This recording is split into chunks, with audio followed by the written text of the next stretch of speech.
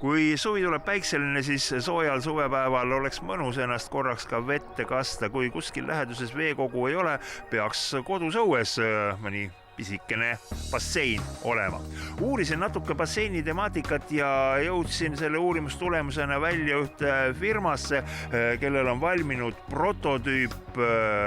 basseini prototüüp, mis on minu meelest väga tore ja asjalik lahendus.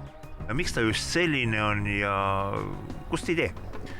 Idee ikka suurest internetiavarusest ja miks ta selline on see, et meie eripära on täna siis kasutada nii-öelda merekonteinereid mis tahes asjade ehitamisel ja tekkiski selline tore idee, et teha sellest üks väga bassein. Bassein on siis rajatud 6-meetrise merekonteineri peale, karkassi peale ja tema siis need sisemised veemõõdud on siis täna 4,5 meetrit korda 2 meetrit umbes siukene. Siin saab ikka paar tõmmet ujuda ka. Hädapärast saab paar tõmmet teha küll, aga oleme mõelnud, et see bassein peaks olema just selline, et ta on nii-öelda nii papale mammale kui ka väikestel lastele koos oma väikeste maimukestega saavad siia kastma tulla ennast, et tegelikult tegemist siis nii-öelda perebasseiniga ennekõige ja peaks ka kõigile sobima. Ja eriti huvitav on selle basseini kate, seda saab liigutada kinni ja lahti nupule vajutamisega, õigemini võtme pööramisega. Asja mõte siis see, et täna see bassein on ikkagi rajatud meie Põhjamaa tingimustesse, võttes arvesse siis heitlikku kliimateks ennekõige ja ka ütleme siis ka talvel, kui on soovi kasutada sellest ka see luuk.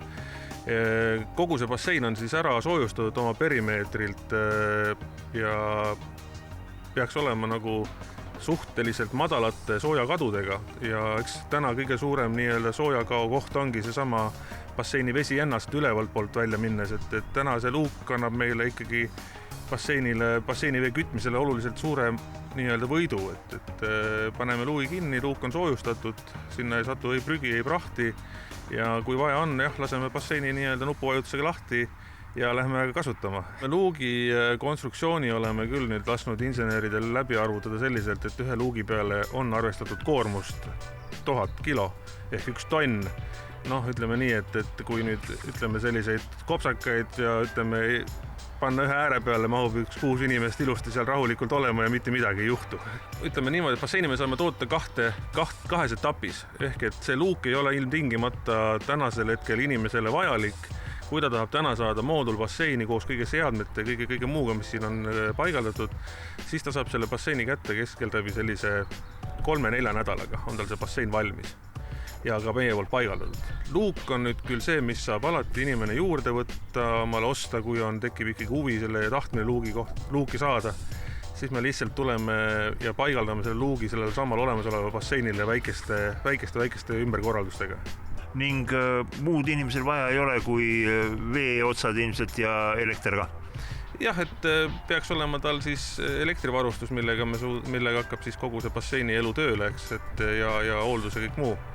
Ja vesi vaja ainult täitmiseks, kui me täidame basseini ära, on veevajadust rohkemat ei ole.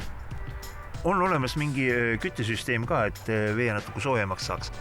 Jah, see on ju ikka jälle oluline täna meie kliimat vaadates, et basseinil on siis ütleme põhivarustuses kaasa anda vastavalt kliendi enda nii-öelda soovile, kas siis õhk, vesi, basseinipump, küttepump või siis on täna hästi rahvas omaks võtnud puuküttekatlad, millega kütta seda basseini vett.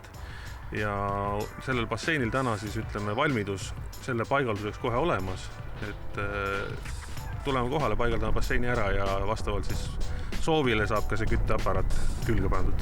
Meid leiab üles siis kodulehelt www.poolest.ee ehk siis eesti keeles poolest ja sealt saab meid üles leida ja meile juba oma küsimused ära esitada ja kindlasti üritame kõigile vastata ja vastu tulla. Ning kokkuvõtteks kahju, et täna on selline natukene jahe ilm ja tulime siia ka ilma piisava ettehoiatuseta. Vesi on veel külm, sisse sulpsata ei saa, kuigi väga tahaks.